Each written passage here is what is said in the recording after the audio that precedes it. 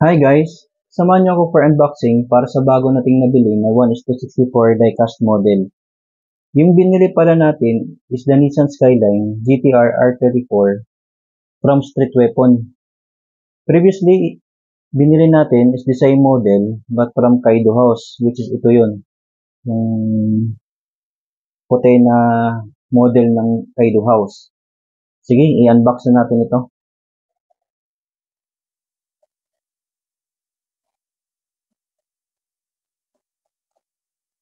Nabili ko nga pala ito overseas guys. Check nyo na lang din yung page, ipopost ko mamaya dito.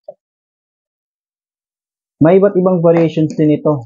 Yung kulay black, yellow, red, and blue. Saka ito yung pinili natin, yung puti. Konting overview kay Street Weapon guys. Si Street Weapon is one of the many brands ng diecast na gumagawa ng unique and high quality na mga diecast inspired by street racing and tuning. Okay naman yung packaging niya. Yes. Ito na nga guys.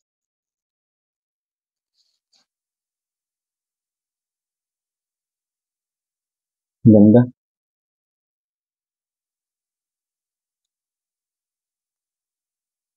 Check natin.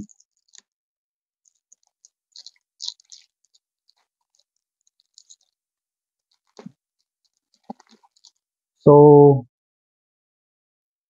nakita natin dito guys, may nakalagay na LBWK ER34. Overall, ang ganda guys sa personal. Buksan natin.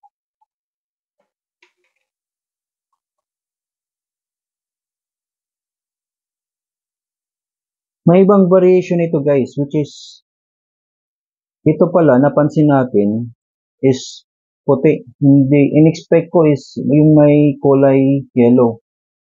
But then, di siguro kami nagkaintindihan ng seller. But overall, ang ganda naman. Yung nabili natin na edition, which is yung isa, ang itong version na to, may nakalagay na limited edition 990.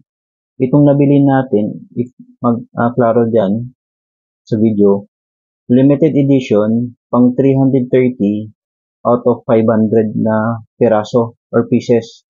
So, overall, satisfied pa rin tayo sa nabili natin na Nissan Skyline from Street Weapon. Check niyo yung mga decals guys. Ang ganda din na pagkagawa.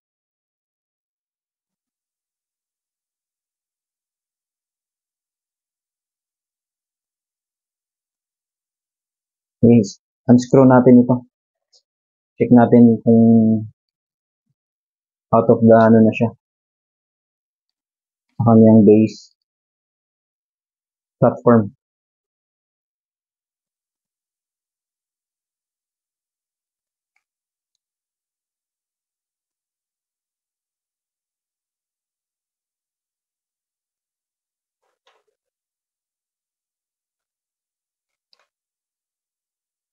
Ganda nga din, ang ganda guys.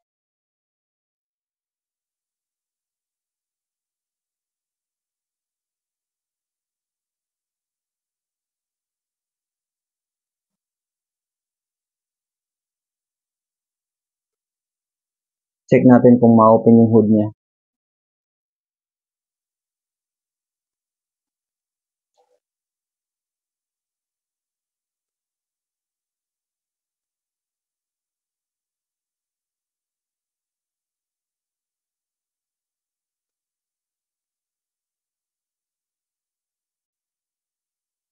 Okay, open natin yung hood niya guys.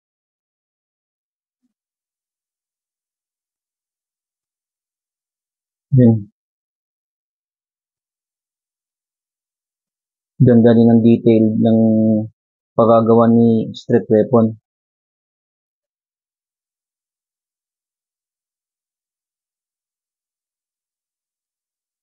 Overall, ang ganda ng pagagawa din.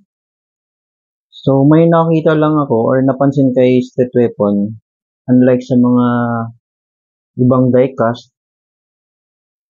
So, as a newbie, ngayon ko lang din napansin na si Street Weapon na version na Skyline, Nissan Skyline, is yung underneath niya is plastic, ah, walang branding na nakalagay, tsaka pang ano lang talaga siya, pang display.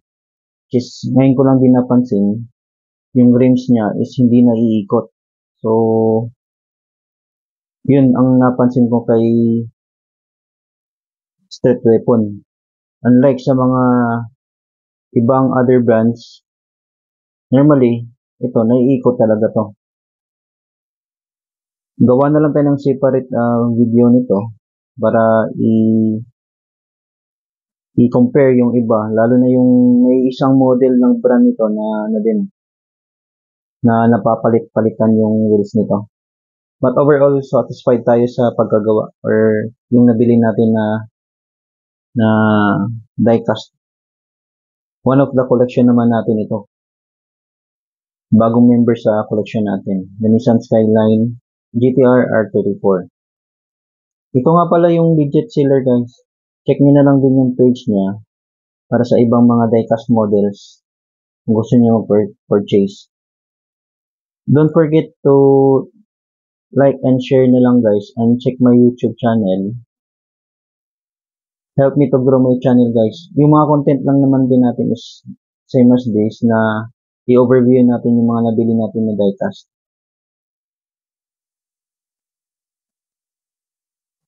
Okay? Sige, i-flex na natin to, guys.